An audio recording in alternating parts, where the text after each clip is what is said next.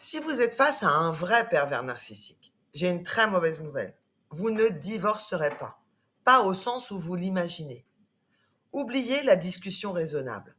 Oubliez on va trouver un accord et un bon accord pour les enfants. Oubliez l'idée que si vous montrez de la bonne volonté, l'autre finira par en faire autant. Non, l'autre ne fera jamais autant. Et si vous ne comprenez pas pourquoi, vous allez perdre des années.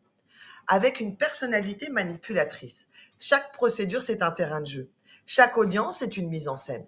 Chaque échange autour des enfants est un outil de contrôle. Pour cette personne, le conflit n'est pas le problème à résoudre. C'est un levier, c'est un pouvoir, c'est une manière de continuer à vous tenir. Et vous, en face, vous essayez de raisonner, vous essayez de négocier, vous faites appel au bon sens. Chaque concession que vous faites est interprétée comme une faiblesse.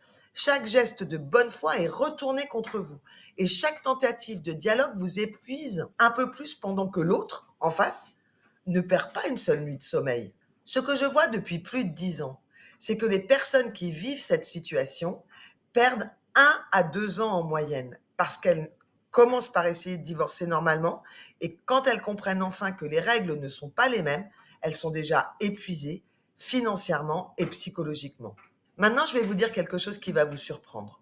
Le divorce amiable est non seulement possible face à un pervers narcissique, un manipulateur, mais c'est souvent la meilleure des stratégies. Parce qu'un contentieux, c'est exactement ce qu'une personnalité manipulatrice attend. C'est un théâtre. C'est de l'espace pour manœuvrer, pour manipuler, pour prolonger le conflit indéfiniment. L'amiable, quand il est bien préparé, quand il est bien verrouillé, lui coupe l'herbe sous le pied.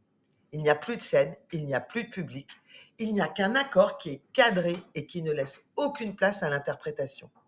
Mais avant d'en arriver là, la première chose à faire n'est pas de penser à la procédure. La première chose à faire, c'est de penser à votre guérison, à sortir de ces griffes.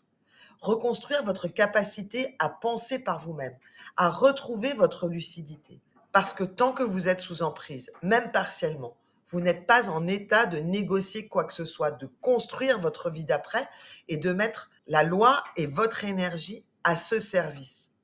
Et c'est seulement quand vous aurez retrouvé cette lucidité que vous pourrez mettre en place la stratégie qui lui laissera le moins d'espace possible.